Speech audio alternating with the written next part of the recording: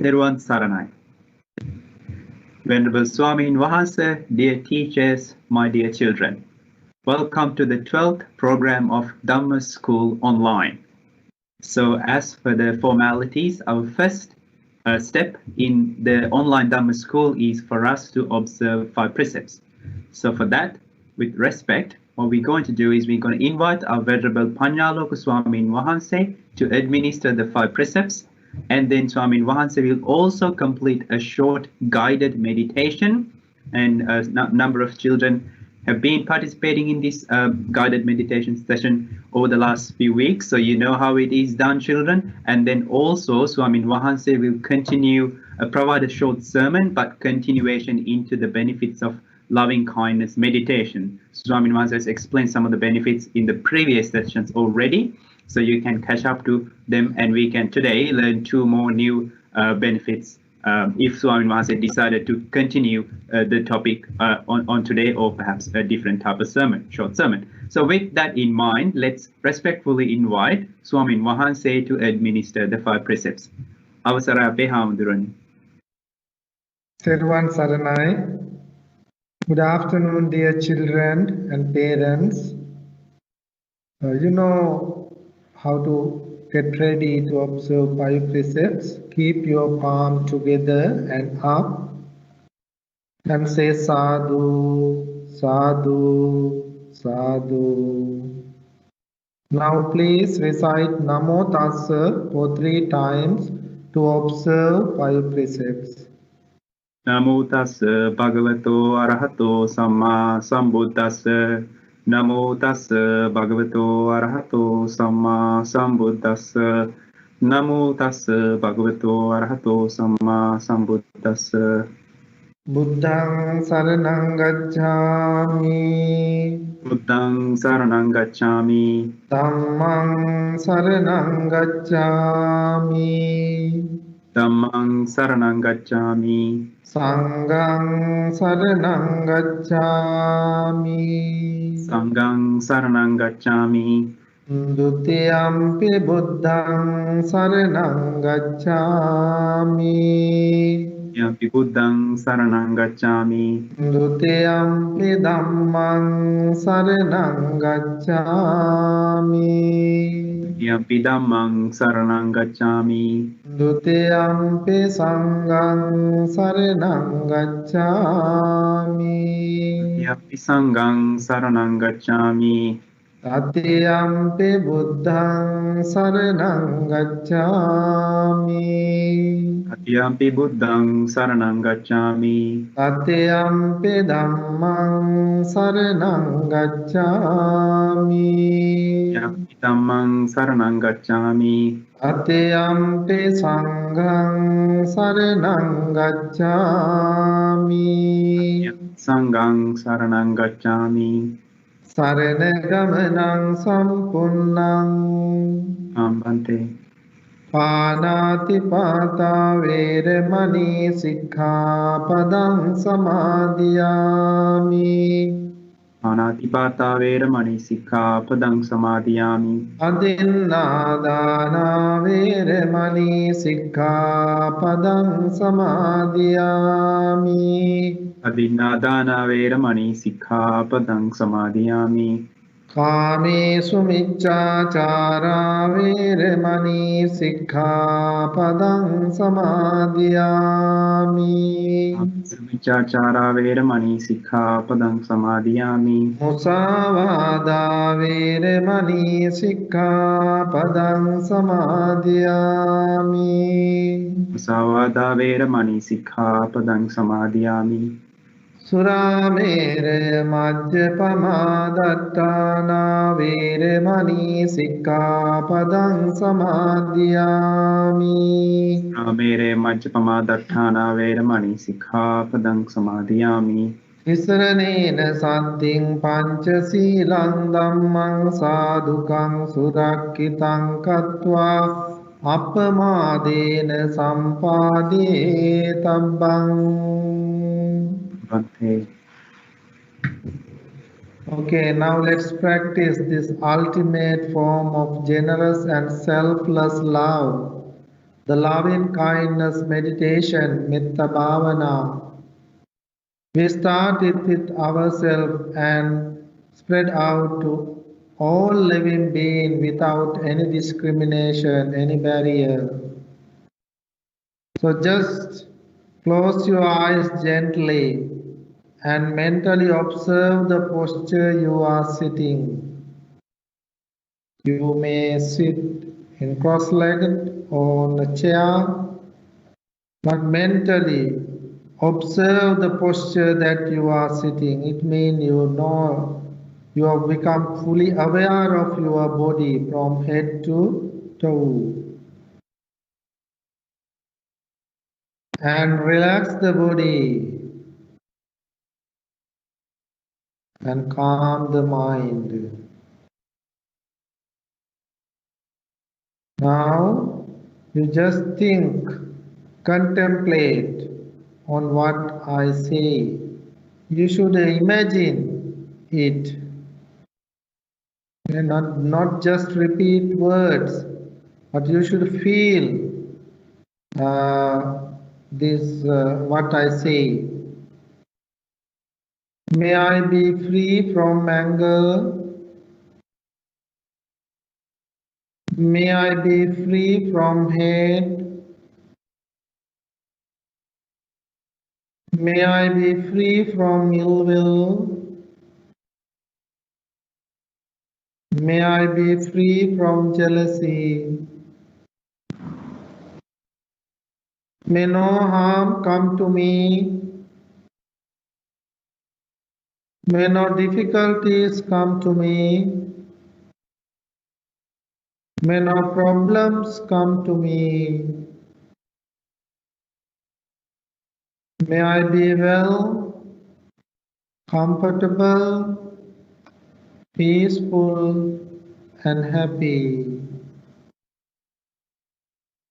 May I be well, comfortable, peaceful, and happy.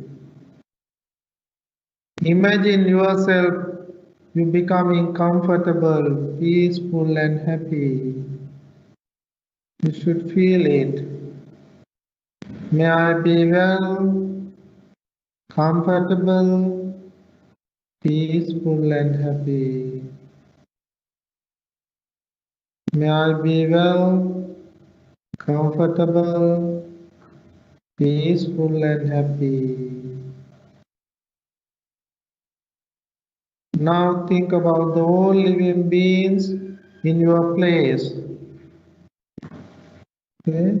May all living beings in this place be well, comfortable, peaceful, and happy.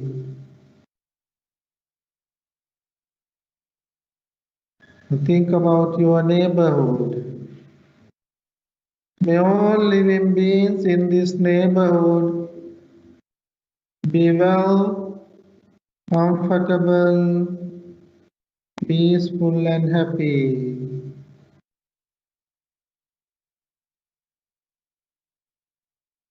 Think about the city that you are living.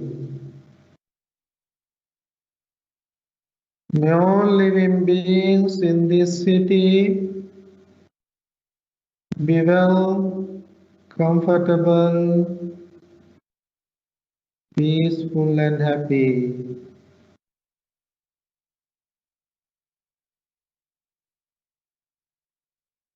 Now think about the country that you are living. Mentally note the map of the country, map of Australia, and think, may all living beings in this country be well, comfortable, peaceful, and happy.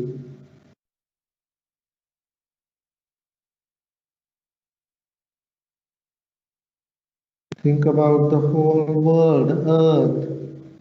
Imagine that your loving kindness thoughts are flying like clouds in the space, covering whole world. May all living beings in the world be well, comfortable, peaceful and happy. Whether human or non-human, small or large, weak or strong, seen or unseen, may all living beings on the earth be well, comfortable, peaceful and happy. Not only this world, there are many other worlds, universe. You are connected with the universe now. May all living beings in the universe be well, comfortable, peaceful and happy. Human or non-human, small or large, weak or strong, long or short, seen or unseen, born or yet to be born. May all living beings be well, comfortable, peaceful and happy. May all living beings be well, comfortable, peaceful and happy. May all living beings be well, comfortable, peaceful and happy. Slowly recite with me. Dukkhapatta Nidukkha Bhayapatta Nibhaya Sokapatta Nisoka Hontu Sabbe Pipanino. May all living beings be well, comfortable, peaceful and happy. Sabbe satta sukhita hontu. Now slowly bring your awareness to the eyes and open your eyes. Thank you. It was wonderful. You need to practice this loving kindness meditation every day to have some very important benefits. We have been discussing some benefits. Today I am going to explain two more benefits. The seventh benefit is Nasa Aggiva Visangva Sattangva Kamati. Fire, poisons or weapons cannot harm you. External dangers such as poison, weapons and fire will not harm you if you practice loving kindness meditation. The seventh benefits of loving kindness meditation or metta bhavana is an assurance of protection. He or she who practice loving kindness meditation will be protected from all sort of accidents caused by fire, poisons or weapons. So it's a very good protection for you. Practice every day. The seventh benefit is that you will be protected from any sorts of accident caused by fire, poisons or weapons. The eighth benefit is Tuvatam Chittam Samadhyati. Your mind can concentrate quickly. Your mind become calm or serene. You know, we have monkey mind. It's very difficult to concentrate. But the person who practices loving kindness meditation can concentrate his or her mind quickly. Okay, this is a very important, very good benefit for the students, especially students with upcoming exams. They read, they study hard, but if you practice loving kindness meditation every day, you can concentrate quickly and learn or keep mind, the subjects you study. So therefore, these two benefits are there. So we discussed today, and to next week also we are going to discuss some more benefits. So practice this every day. As I mentioned in the morning, your first thought should be, may all living beings be well, comfortable, peaceful and happy. And in the same way, your last thought of the day before you sleep should be, may all living beings be well, comfortable, peaceful and happy. Thank you very much. May the Buddha bless you. Over to you, Siddhartha sir.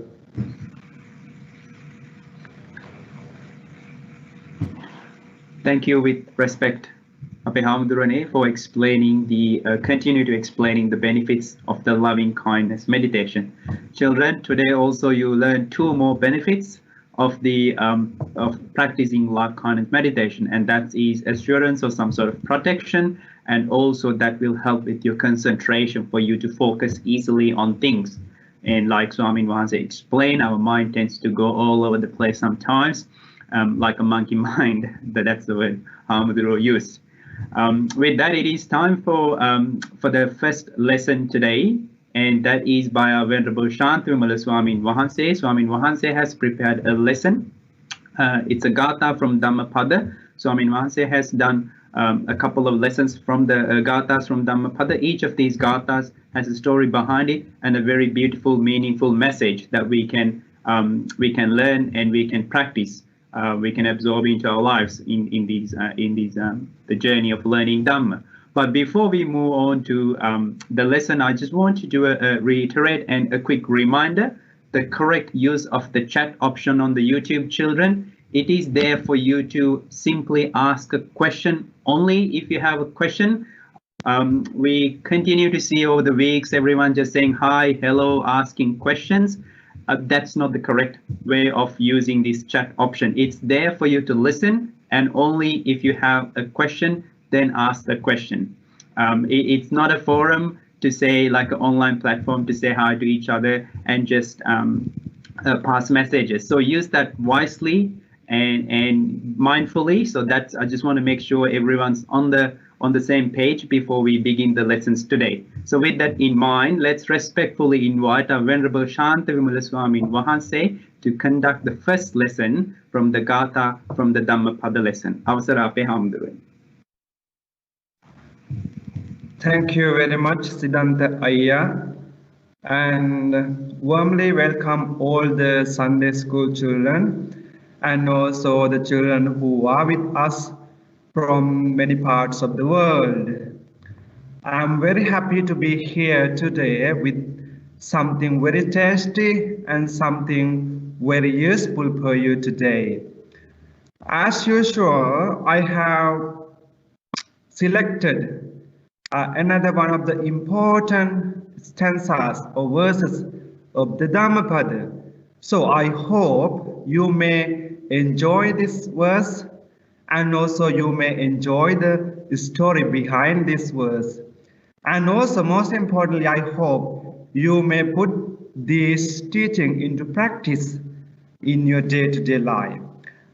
Having kept that in your mind, let's begin our presentation. Let's begin with our talk today, the lesson. Children, as usual, I have my presentation is usually based on slides, so it may be easy for you to follow very well when I talk. So as you can see on the screen now, it is the verse from Dhammapada. Can we recite together, children? Can you? Yeah, let's try, okay? Tancha kammang katang sadhu yang katva nanutappati yassa patito sumano vipakang patisevati.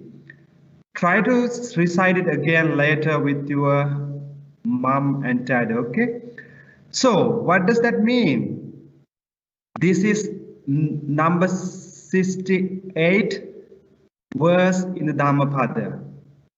So what does that stanza mean? Stanza means, so it is good if one were to do such actions that would not bring repentance later. One should do things that bring pleasant and delightful results. Children, do you understand that? That means you should not do any deeds or actions which bring, which you had to repent later. That means which bring the bad result to you, or if you had to worry about those actions or deeds which you have done. One should do, then you should avoid such kind of actions which bring you sad or worry, or which you have to repent later on. Then what you should do? You should do good deeds, good actions, which brings a pleasant and delightful results. Those delightful and pleasant results will give you good, fortunate birth here and hereafter. Let's move on to the introduction. What do I have for you in my introduction? So as I said, dear children, this is the number 68 Gatha verse in the Dhammapada. Dhammapada is a collection of the teachings of the Buddha, and it is a quite big book because there are 26 sections in this Dhammapada, and also there are 423 verses in the Dhammapada. How many children? 423 verses in the Dhammapada. There are 26 sections, right? They are called Vaggas in Pali. Prathama Vagga. In the many sections, they are called Vaggas, Yamaka Vagga. In that way, there are many topics or many sections in the Dhammapada. And it is the Handbook of Buddhist. And this can be considered as your handbook, right? So in Christianity, what is the handbook? What is the handbook? It's a Bible, right? In Muslim, in their religion, what is the handbook? It's called Quran, right? In that way, the Dhammapada is also a handbook of a Buddhist people. And it is a collection of the teachings of the Lord Buddha expressed in clear, pithy words. And those are the teachings of the Buddha that Lord Buddha expressed or taught in many occasions. And they are in very clear, and they are in pithy words. And the verses in Dhammapada are in poem form. They are in poem form, right? It's like songs, something like songs. They are in poem form. It's very easy to recite and very easy to remember if you try. And it is a very unique and important book because why did I say that it's very important? Because it gives you very good explanation and very good advice to change our life to better betterment of our life. There is a beautiful story behind this Gatha. It tells us why the Lord Buddha wanted to deliver this stanza and the incident relating to it. As this, my dear children, there are so many beautiful stories behind each and every stanza. So it is very important you can learn stories as well as you can learn the verses or study the verses very well. So let me begin with the story which is related to this stanza. So as you can see, my dear children, this is a story about Sumana, a florist, the one who provide or supply flowers to the king. That means that he does usually the business of selling flowers or providing flowers. So that person is called florist, right? So let me begin the story and you try to read as well. While residing at Veluvana Monastery, the Lord Buddha uttered this verse with the reference to Sumana, the pluralist. You know that Veluvana Monastery is one of the most well-known monasteries of the during the times of the Buddha, and it was offered, it was given to the Buddha by who? King Bimbisara. A pluralist named Sumana had to supply King Bimbisara of Prajaga with jasmine flower every morning. Children, have you seen jasmine flowers? How do they look like? How do they look like? Are they red? Are they red? Or are they blue? Or are they white? I think they are white. You are right. And the jasmine flower has very good fragrance and very serene smell, right? We call Saman Picha in Sinhala, if I'm not wrong. Yeah, you may have seen. So every day this Sumana had to deliver supply jasmine flower to the king. One day, as he was going to the king's palace, he saw the Lord Buddha coming into town for alms accompanied by bhikkhus. What do you mean by alms, my dear children? That is, the Lord Buddha and monks usually go for food, right? Go for alms or go for begging food. That is the custom of all the Buddhist monks. So, but in the modern time, it may have changed due to some psychological matters or due to some geographical matters or due to some the policies and some kinds of the rules and regulations of the countries. So sometimes some monks may not be able to go for beggings at the modern time, but at the times of the Buddha, monks had to go for begging every day. So as thus the Lord Buddha with some other monks were coming to the city for begging food. Seeing the Lord Buddha, the pluralist Sumana left a strong desire to offer his flowers to the Lord Buddha.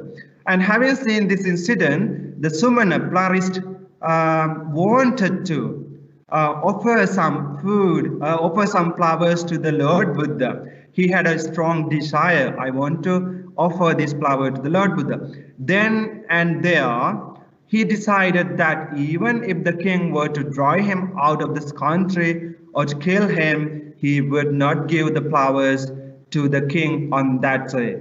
Children, look at his determination. Look at his strong desire, thinking that even though king kill me or even though king ask me to go away from the city, he would not offer the flowers to the king at that day. So he had such kind of strong determination and strong faith in the Buddha. So therefore he could change, he could make his mind to offer flowers to the Buddha even in a situation even very risky, even he is in a very risky situation. So then thus he threw up flowers to the side and back and over and above the head of the Lord Buddha. So he used his flowers to throw them to the back, each sides and back and over above the Lord Buddha. So the flowers remain hanging in the air. Those over the head form like a canopy of flowers. Those at the back sides form walls of flowers. So it's like that it's like a canopy of flowers, right? So usually modern time you may have seen, usually monk they go under some kind of the clothes or umbrella. At the modern time they use umbrella, so some people they find it's difficult to arrange like umbrella or canopy using flowers. But then modern time they usually use umbrella or Vienna. I don't know how to call it in English that one. So it's a piece of cloth holding many people, and usually monks walk under that as a mark of respect. So this Sumana also did the same thing. He made a canopy, giving a canopy of flowers, letting the Buddha to go under it or covering with flower. These flowers followed the Lord Buddha in this position as he walked on, and stopped when the Lord Buddha stopped. So flowers usually followed the Lord Buddha, and when Lord Buddha stopped, the flowers also stopped. As Lord Buddha proceeded, surrounded by walls of flowers, a canopy of flowers with 6 colored rays radiating from his body. You know that usually the Lord Buddha usually the radiation of lights always came out of his body, right? We call.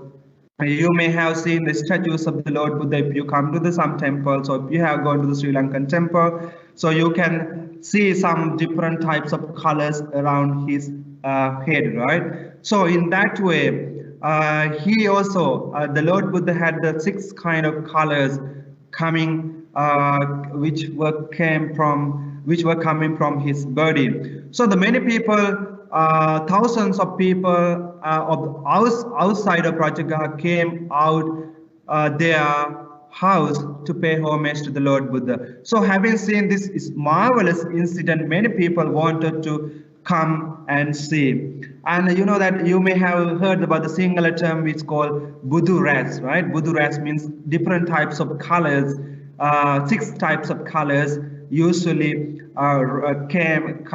comes from the Lord Buddha. So having seen this incident, many people wanted to come and see this incident and respect. As for Sumana, his entire body was suffused with delightful satisfaction. So he became very, very, very happy having seen the Lord Buddha with this marvelous or miracles of the lights and colors, and this serene looking of the Lord Buddha. And because he could offer some types of flowers of jasmine flower to him, so having seen, he was very happy.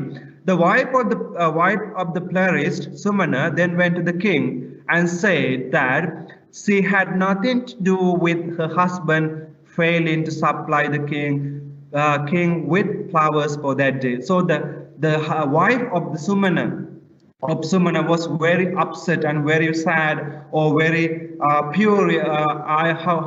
do I say that? She was very afraid. Why? Because her husband could not supply the flowers to the king at that day. So thinking about that, she thought that, oh, king might disturb me, or might kill me, or might kill my husband. In that way, she had such kind of negative thinking about her husband or about the king, because of the Sumana did not supply the flower. So she asking excuse from the king. The king, being a Sotapan himself, felt quite happy about offering. He came out to see the wonderful sight and pay homage to the Buddha. You know what? At that time, the King Bimbisara, he has got the stage of Sotapanna. He became a stream enterer.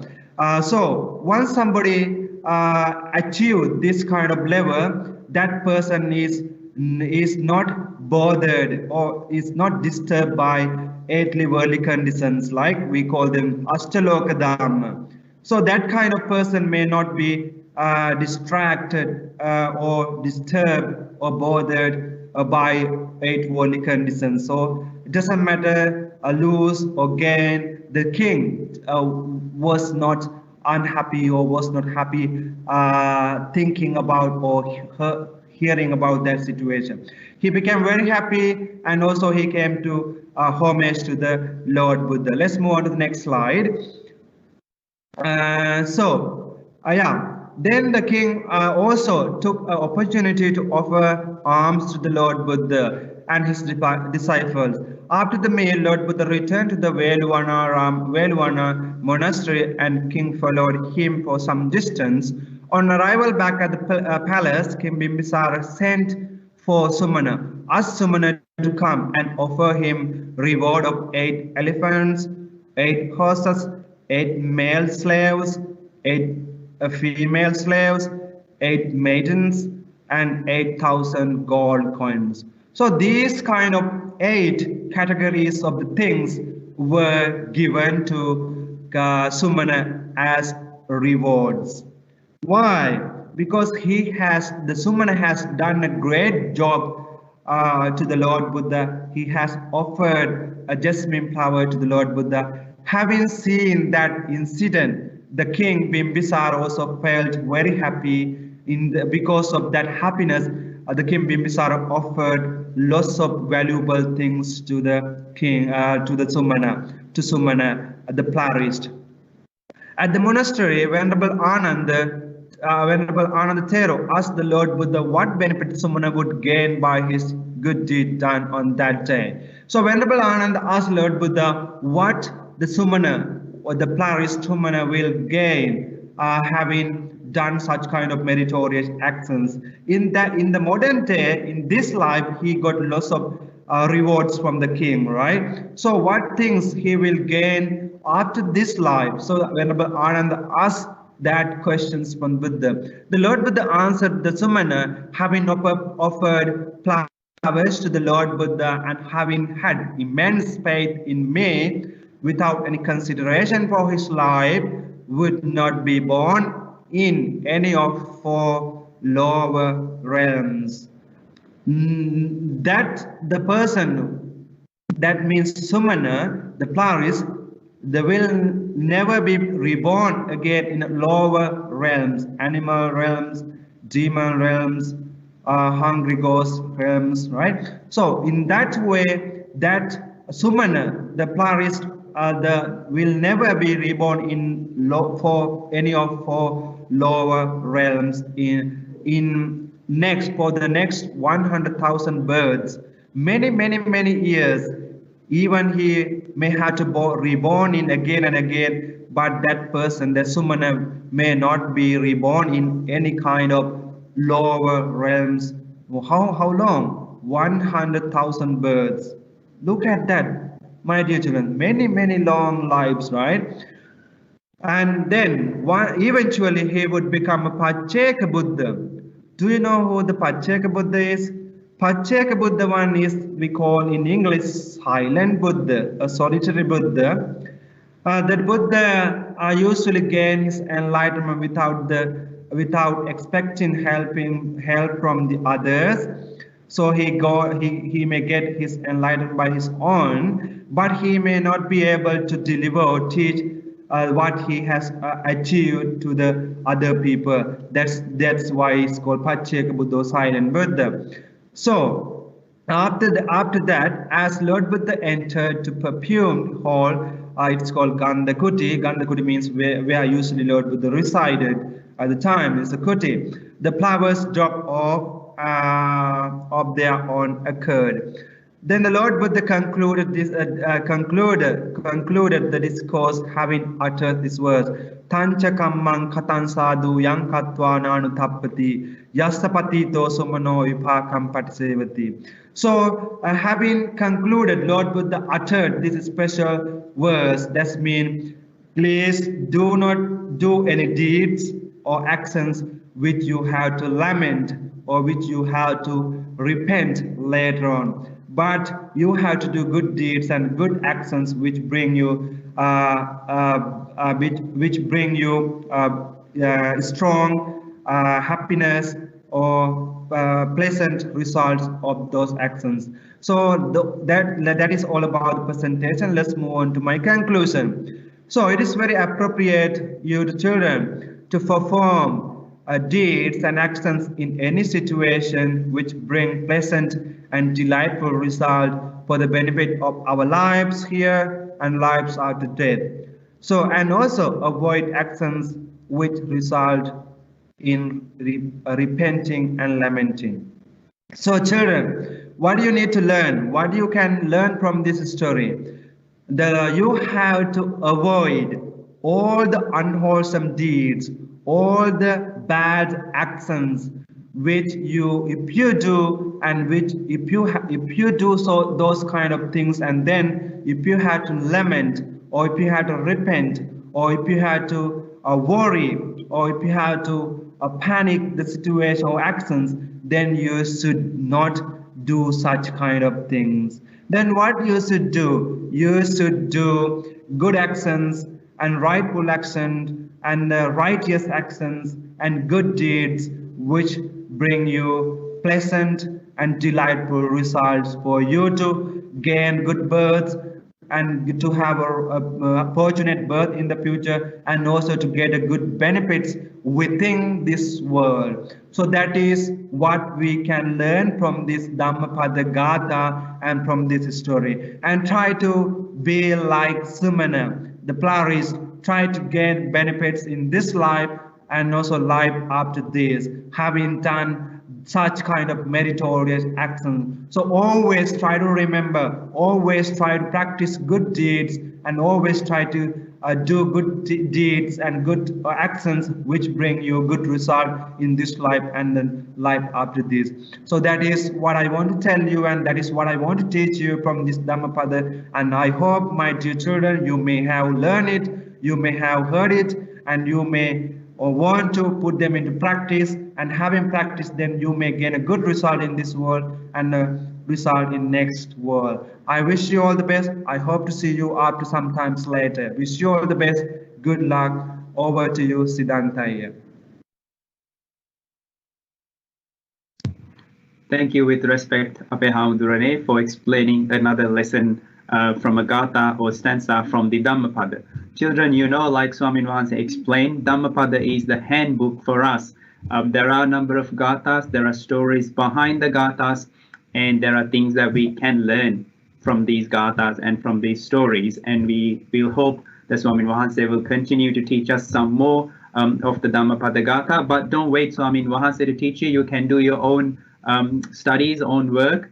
There are a lot of resources available. You can start reading into some of these gathas and try to understand yourself. And you can always ask us, the Hamuduru, if you have questions or if you don't understand. So don't wait till it is told. You can always make a proactive approach, and it is also in line with this gatha as well. Do the right thing. That will help you. So let's move on to our second lesson of the day. We have one of our veteran teachers, Teacher Rohita Valmillage, who's done a couple of presentations, or one presentation here with us in this Dhamma School online program before, and we're very lucky to have the Rohita teacher here with us today. And the topic is about a very important topic, the value of Dhamma. So without any further delays, let's invite Teacher Rohita to take it from here. Rohita teacher, over to you to discuss the lesson value of Dhamma. Thank you.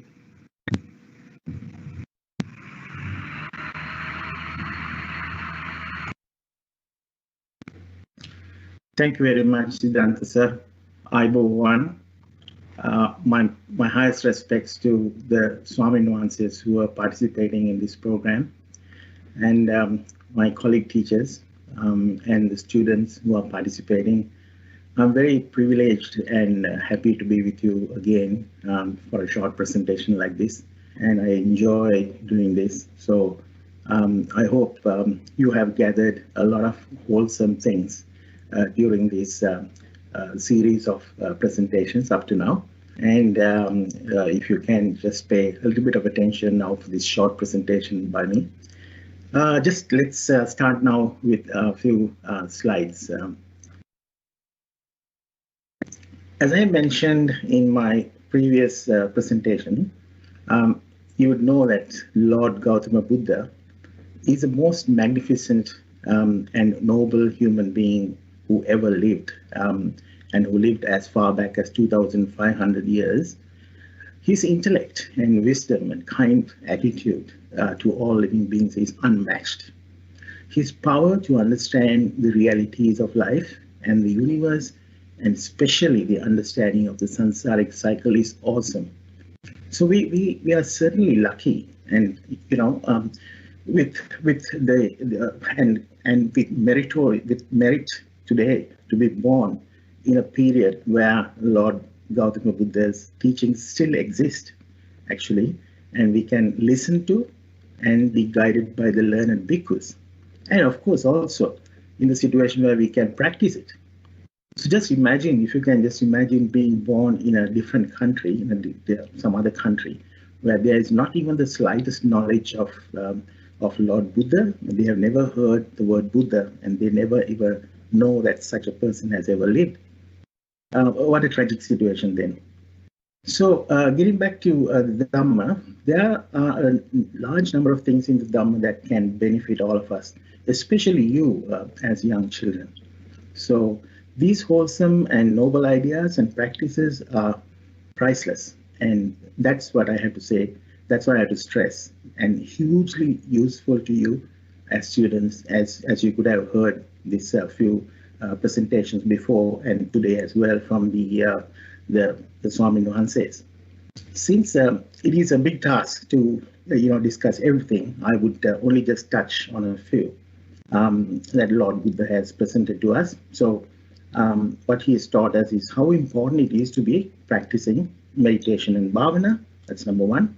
Then we have also, he has also asked us to make use of that kind of practice in going about our daily lives, which is mindfully going about our tasks.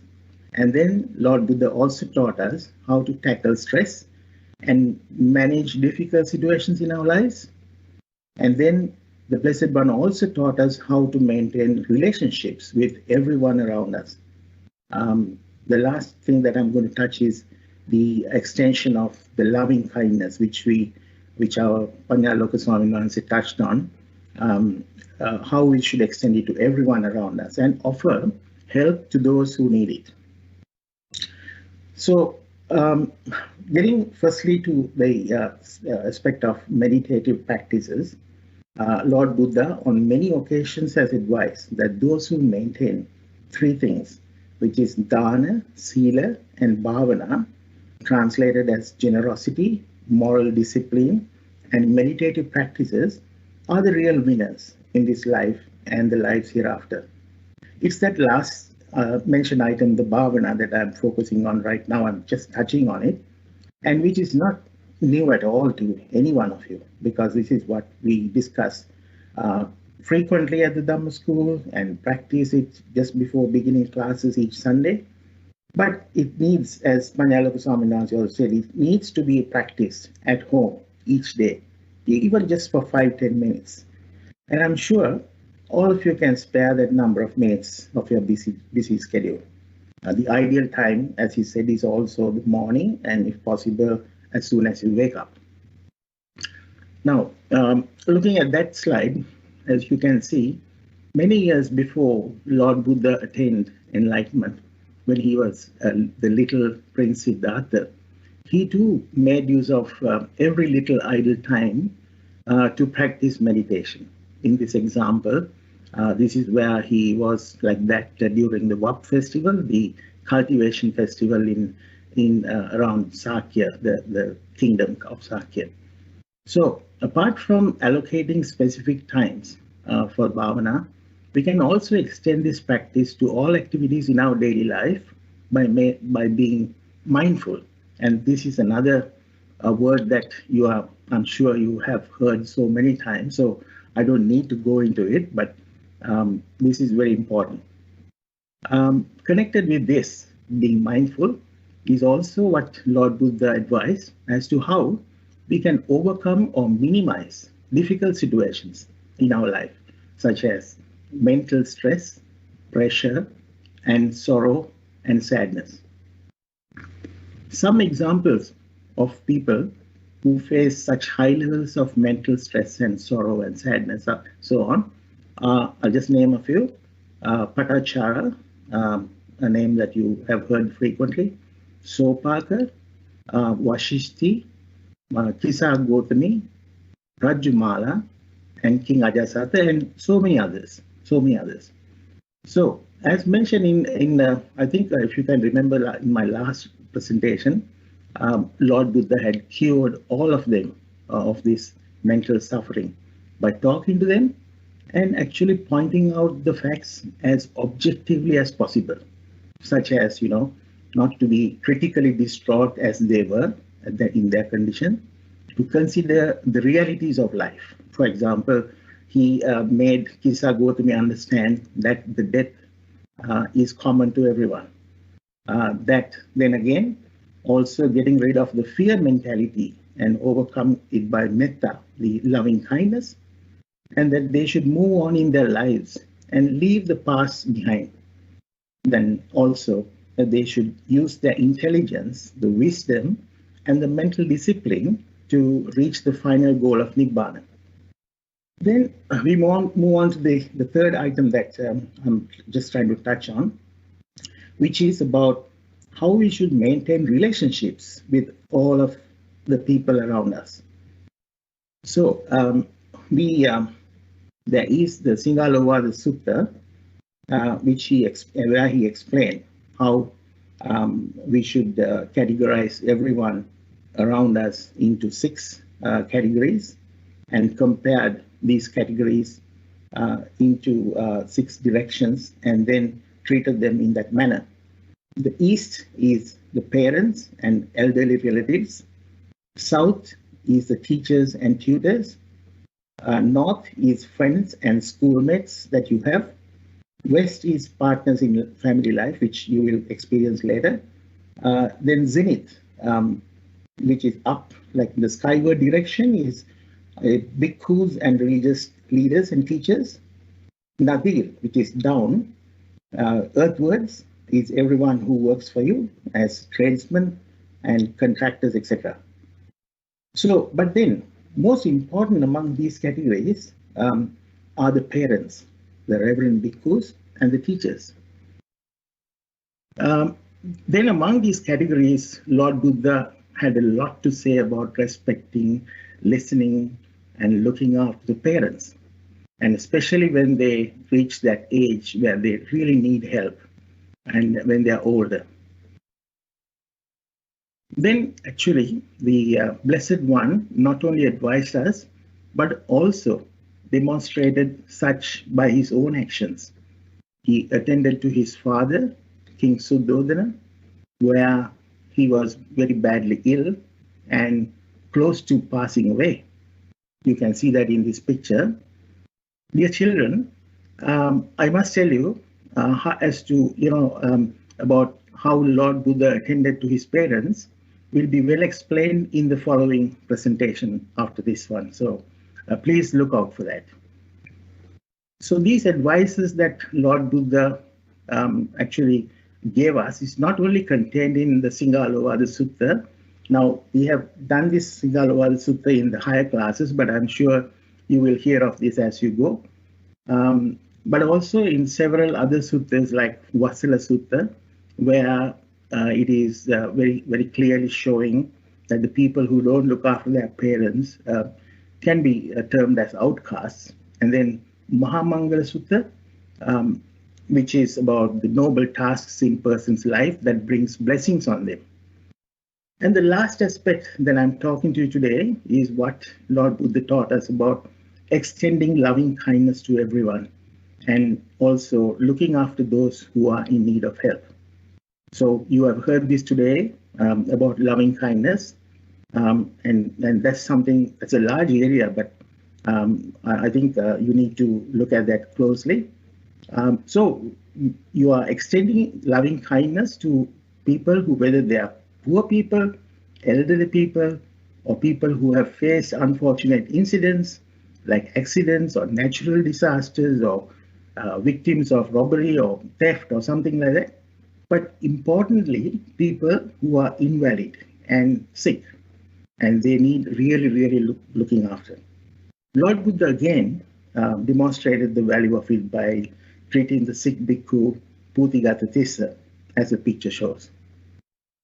Two, now, just to summarize, Lord Buddha through Dhamma has taught us to always get used to meditative practices, be mindful in everything we do in our lives, use examples from his lifetime to avoid or minimize stress, sorrow, and sadness, then to respect and treat all around us appropriately and in a wholesome manner, look after and help our parents as a priority, extend loving kindness, and offer help to those who really genuinely need it, like elderly and the sick people and so on. So that is the end of the slides. Children, I'm sure by now you would have understood the magnificence of our Lord Buddha, Gautama Buddha, and how brilliant his mind is.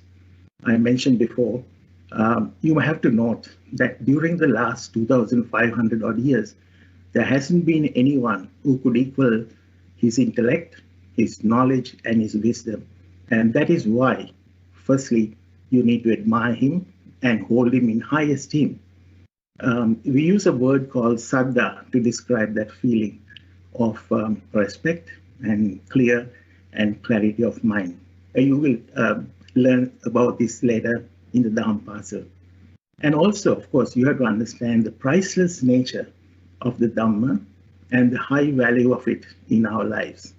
Now you have access to it, so please, this is what I say, please make ample use of it. So ultimately, these wholesome acts will be our strength during our journey to samsara. Thank you for your attention, and my thanks also go to the whole team, taking a lot of effort to keep this presentation going. May the blessings of the Noble Triple Gem be with all of you. Over to you, Siddhanta sir. Thank you, Rohita sir. Teacher Rohita explaining the importance of value of Dhamma, and it's a pleasure to have you again on this Dhamma School online program. So children, there are a lot of benefits of learning Dhamma, the values, and we also need to make sure we protect and we pass on to the next generation or generations to come. Because without Dhamma, without the teachings of Lord Buddha, you wouldn't be able to achieve any of these of what he's done so far. Now it is the time for us to move on to the third lesson of the day.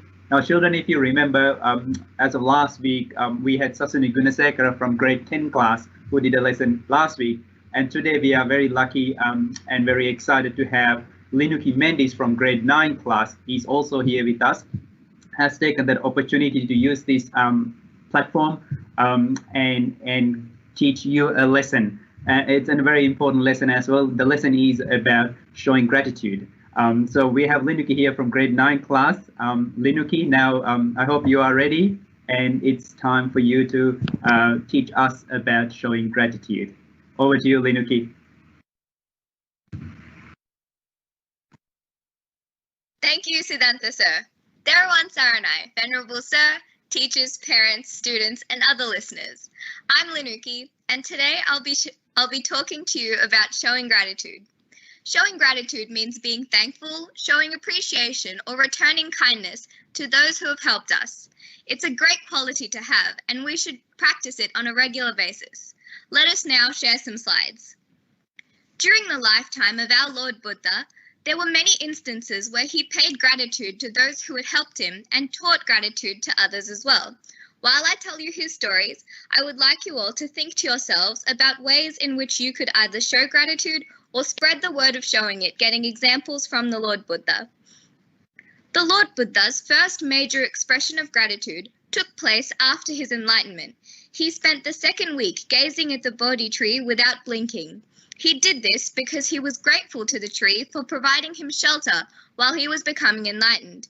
In the same way, we can also be grateful for the resources that we use.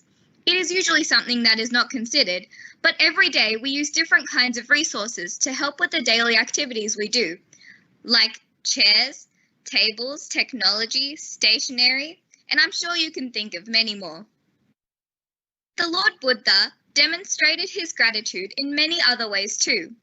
When he decided to teach the Dhamma he discovered, he wondered about who he should teach it to first. He considered his two previous teachers, Alaraka and Udakarama Putta. However, he learned through looking with his divine eye that they had unfortunately passed away. Then he thought of his 5 former companions who helped him while he was on his path to attain enlightenment. Can you remember their names?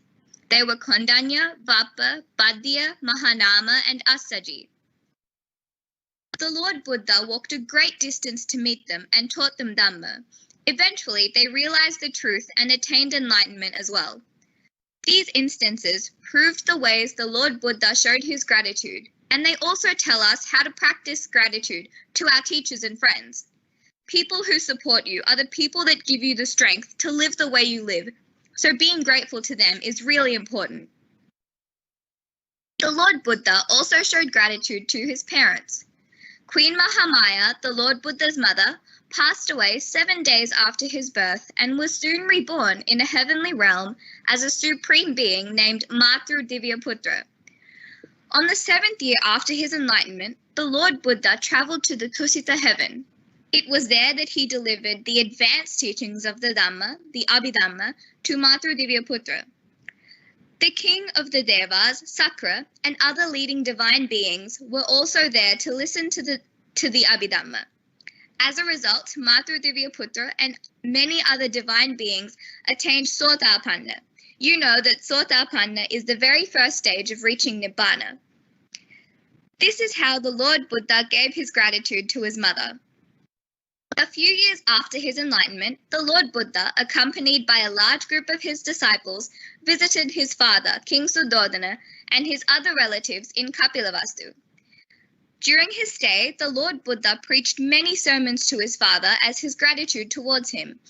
Eventually, the Lord Buddha led his father to the spiritual path to attain Sotapanna as well. Later, when the king grew ill, the Lord Buddha returned to Kapilavastu to attend to his father. During his final moments, the king listened to more Dhamma delivered by the Lord Buddha and attained the last stage of enlightenment, Arahant, before he passed away. Be grateful to the people who raised you. Without them, you wouldn't be here right now. Apart from showing gratitude himself, the Lord Buddha also helped and taught other people how to practice it.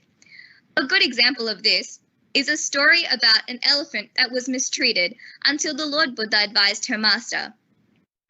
During his 9th year after enlightenment, the Lord Buddha was living in the city of Kosambi at the Gositarama monastery. The king there, Udena, had a she-elephant named Bhadravatika. She was the main royal mount in all the ceremonies, and the king rode her to many battles as well. During those days, she was treated very well and given lots of food, comfort, and importance. When she became old, however, and was not able to perform tasks well, the king replaced Bhadravatika with another elephant. Bhadravatika was set out into the wild and could not cope because she had not the strength or energy. She could not find enough food for herself and became sick shortly after being released from the king. One day, she saw the Lord Buddha walking with bhikkhus on the street and knelt down in front of him. Noting the poor state that she was in, the Lord Buddha asked how she became this way. After hearing her story, the Lord Buddha visited King Udena's palace and asked him about Bhadravatika. The king replied that he released her as she was too old to serve him. The Lord Buddha then said, "O king, it is not appropriate only to give good treatment to those who are able to service you when they are strong and healthy, and discard them when they are old and weak. Bhadravatika had served you very well when she was young and fit. Now she is feeble and sick. Please show your gratitude to her for her past services by giving her care and attention when she needs it most." The king realized his mistake and took Bhadravatika back to provide her with his complete attention and care, showing her his appreciation and gratitude for all her hard work in the past. These examples tell us that the Lord Buddha not only expressed his gratitude to those he was thankful for, but had also guided others to do the same. We must all be like the Lord Buddha in this sense, practicing gratitude whenever we can, as well as helping others to show their gratitude along with us. Gratitude also has no limitations about who it is shown to. It should be practiced by everyone and taught to everyone, regardless of their differences to us. The current situation of COVID-19 may seem like it sets boundaries for us to be able to do this, but there are always opportunities. Now that schools are reopening, little things like saying thank you to the teachers who teach you every day, the people who assist you to be back at school in the first place, and even your friends for making going to school more enjoyable is one way you can practice gratitude in your daily life. That is the end of my slides. I'd just like to sum up by thanking everyone who made this live session possible and for giving me the opportunity to share my thoughts about gratitude. We should all start showing gratitude so we bless ourselves and everyone around us achieve a beautiful world. Dhamma Sarana, and thank you for listening. Over to you, Siddhanta sir. Thank you, Linuki. Very well done. A lot of confidence and very good pronunciation. And you've done the lesson very beautifully. Well done for taking the opportunity. It's quite courageous that what you did today. Very similar to what Susani did last week. Very well done. And also, children, there is a very good way that you can show gratitude one day is what we do now to the volunteer work to teach you Dhamma. So you have the same opportunity in the future. Your responsibility is to pass on to the next generation or the generations to come. So you have the opportunity when you grow up to contribute and continue the good work we do. We're here because of the previous generations, our parents, grandparents, or the people before that spend their time focused on teaching Dhamma to us. So now we are able to pass it on to you, and then you also have that and take that as and show the gratitude by passing on to the generations to come. So that is the end of the 3 lessons for us today. It is time to move on to the questions and answers session. We have received few questions, children. The first question is for Swamin Wahanse, Venerable Shantumala Swamin Wahanse. The first question, Swamin Wahanse, I think Swamin Wahanse is just went to get a cup of water. I think we'll just give 1 minute, children. We'll just wait for Swamin Wahanse to arrive at the seat. Yes, I think Swamin Wahanse is ready now. The first question is, Swamin Wahanse, why do we have to reborn? I'll repeat the question one more time. The question is, why do we have to reborn? Over to you with respect, Sonas. Thank you, Siddhanta. Thank you for the student who asked that marvelous question. It is a very good question, actually. That is the question most of the people should ask for, right? Why do we have to reborn in this world again and again? What do you think, children? Why do we have to reborn? The Lord Buddha appeared in this world to teach us how to stop this rebirth. Because of the rebirth, we have to experience a lot of other things like sorrow, pain, or loss of the things, and the death, and various types of sicknesses. We all experience such kind of unpleasant things due to our rebirth. Then what are the causes for rebirth? The causes for rebirth is strong desire or greed. Greed for sensual things, or greed for material things, and also hatred, and also delusion, ignorance. Because of these 3 unwholesome roots, which people usually create in their mind and through their actions, so that may cause people to be reborn and again. And also the people rebirth usually depends on their karma means actions and their good result. If they have done good things, they may reborn in a happy destination. And if they have done bad things, they may have to reborn in unhappy places. Even though whether we like or dislike, we have to reborn and again, unless one day if you gain enlightenment. Unless one day you permanently eradicate greed, hatred, and delusion, right? So when someone permanently eradicate these unwholesome roots, lobha, dosa, moha, hatred, delusion, and ignorance, or greed, so that person may be able to end his rebirth. So students, what you have to do? You have to practice the teachings of the Buddha. You have to understand the teachings of the Buddha like 4 Noble Truths, and you have to put 8 Noble Path into practice. So if you practice those teachings and if you get more closer to the teachings of the Buddha, and then you can realize the techniques and ways to end your rebirth. So I hope I answered the questions. Over to you, Siddhanta. Thank you, with respect, Abehamdurane, for explaining that answer in detail. And it's a very good question, whoever the Dua Oputa answered that question. Like Swami Master explained, the short answer is why do we have to be born again is because there are reasons left that is we are linked to a next birth.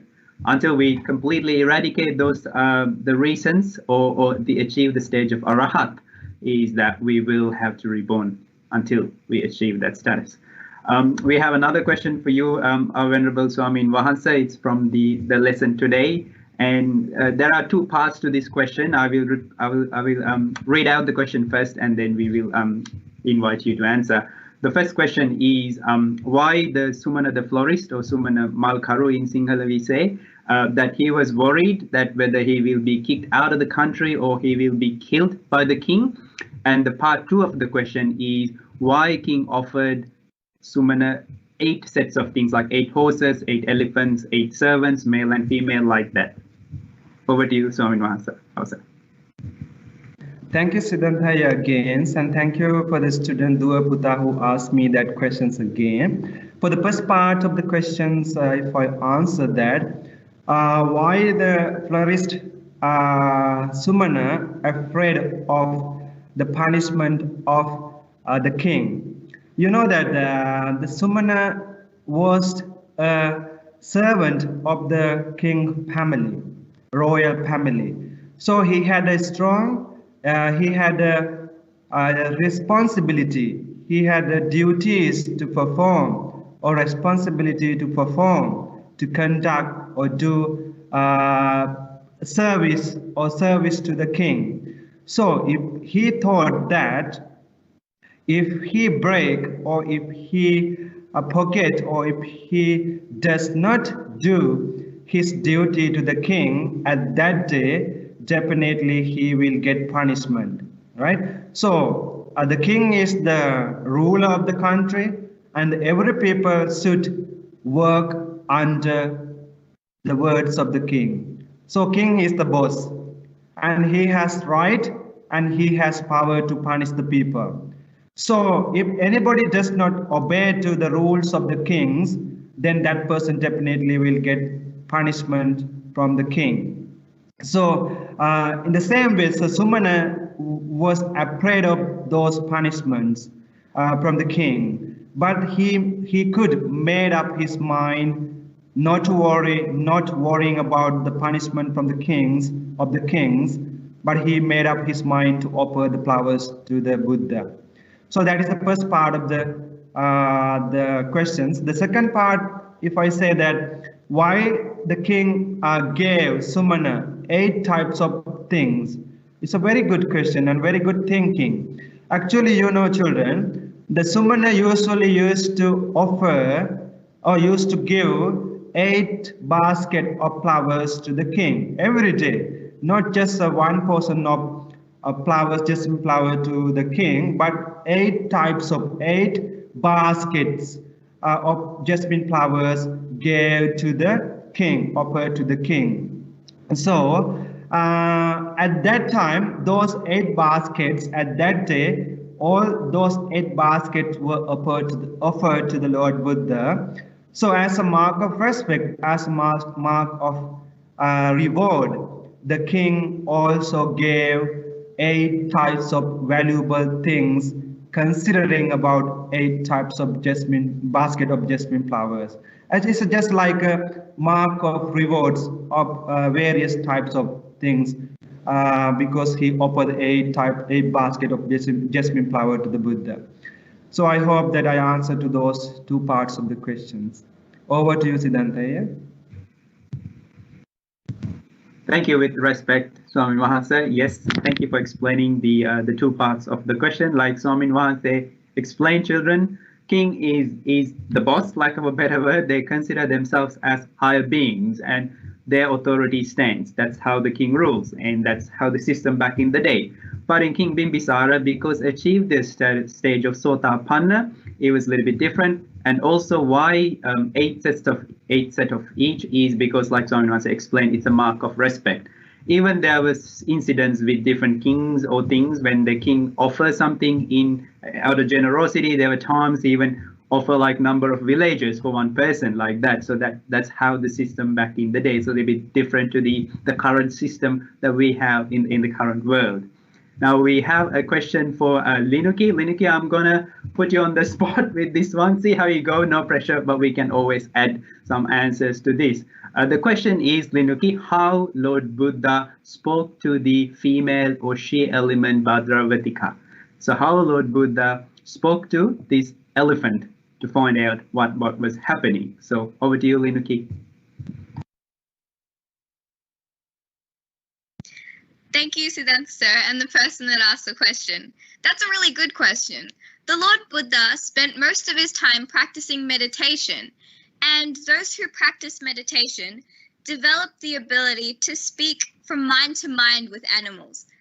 There were many occasions when Lord Buddha talked to even other arahants through his mind. Likewise, the Lord Buddha was able to understand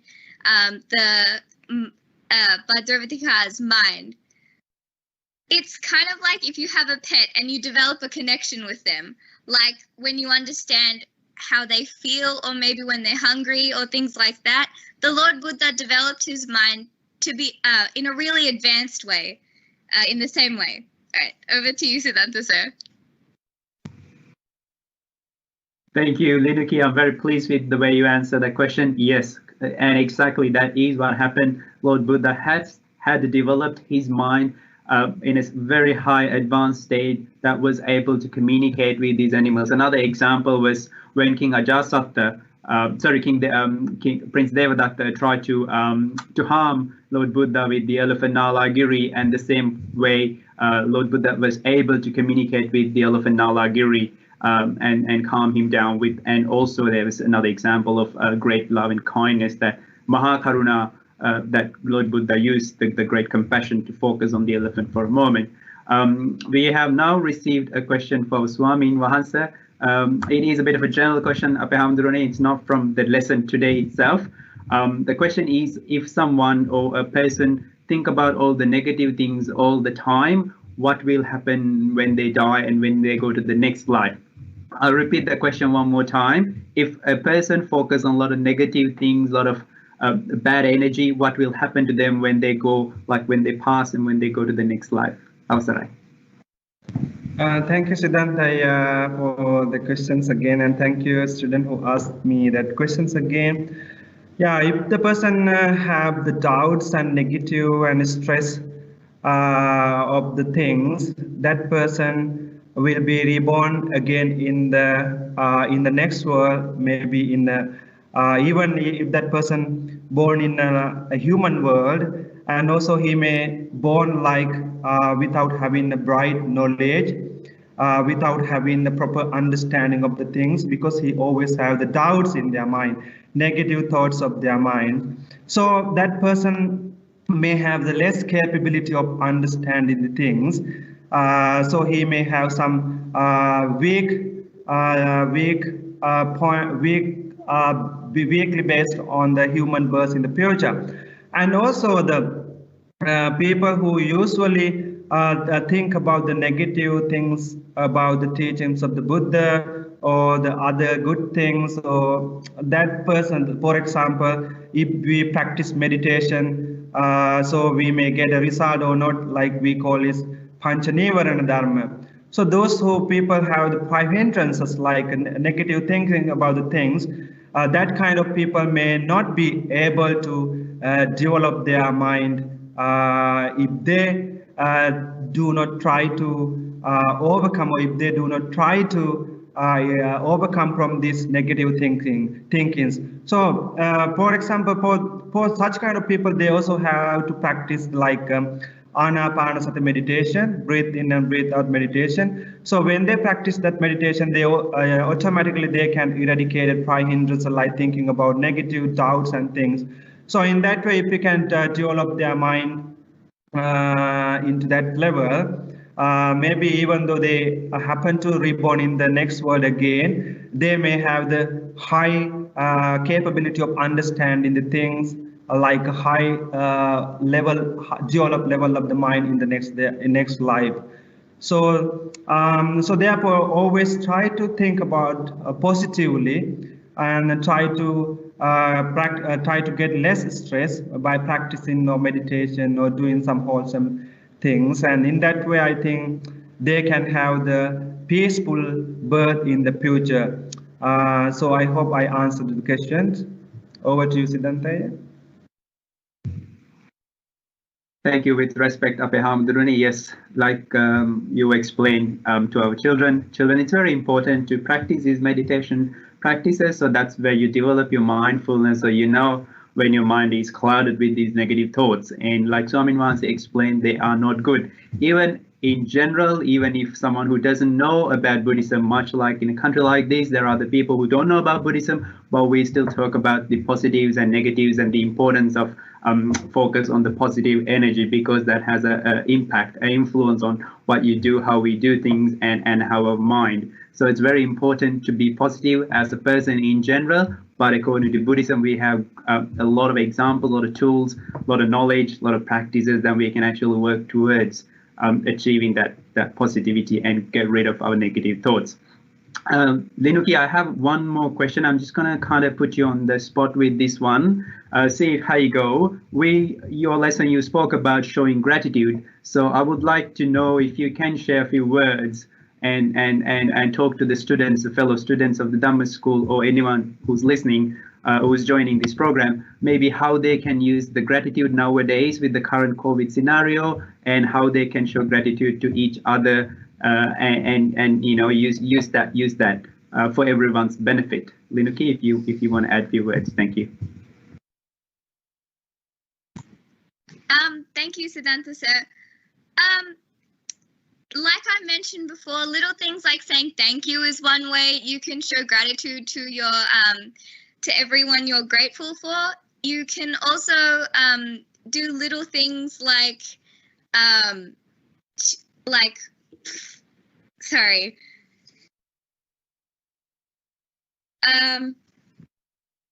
Okay, over to you, Siddhanta sir.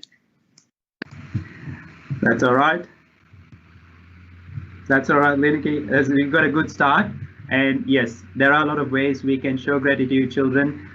You can thank your teachers, thank your parents, look after your elders. And with the current COVID scenario, like, you know, everyone could benefit from a bit of love and kindness, and sharing a smile, help someone if it's safe to do so. Or at school, when you go back to school, you can help each other, find out how everyone's doing. Because not everyone's Buddhist, not everyone has access to these tools platform, so they could handle the current situation differently. So you can share a lot of love and kindness. And thank you, Linuki. It's a good attempt. And it is almost come to the end of our questions, but I did see one more question. I'll try to answer this question quickly.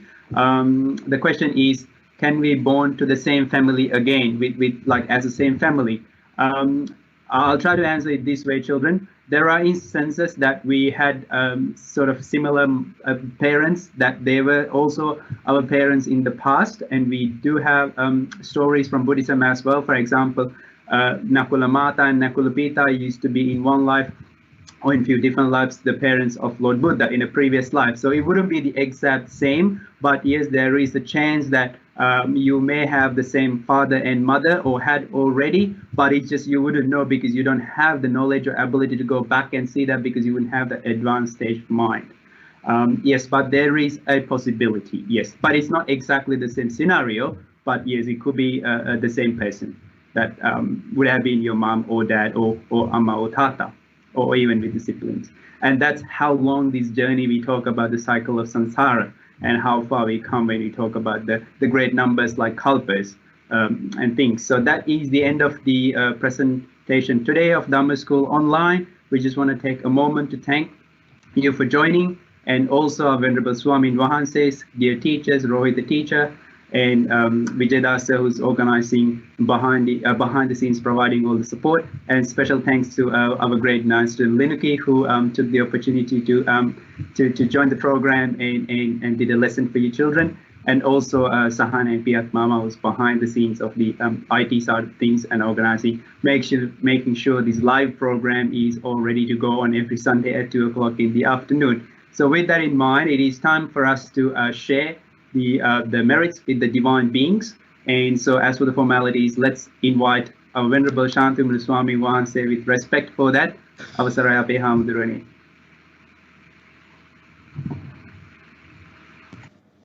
Thank you, Siddhantaya. Thank you, children who are with us today. So let's share and transform it to divine beings as usual. So concentrate your mind again and think about all the good deeds that you've done today. And may all the good deeds and may all the merits that you have accumulated be upon all the deities and celestial beings. And may all celestial beings be able to rejoice in our merits, and having rejoiced in our merits, may all divine beings and celestial beings be able to develop and enhance their divine powers and qualities.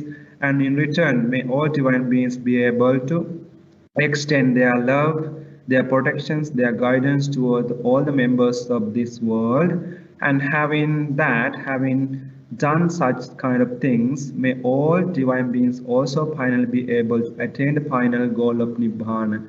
With that in our minds, let's recite these stanzas together. Akasattha cha bummattha deva naga mahettika punyantang anumoditva chiran rakkantu sasana.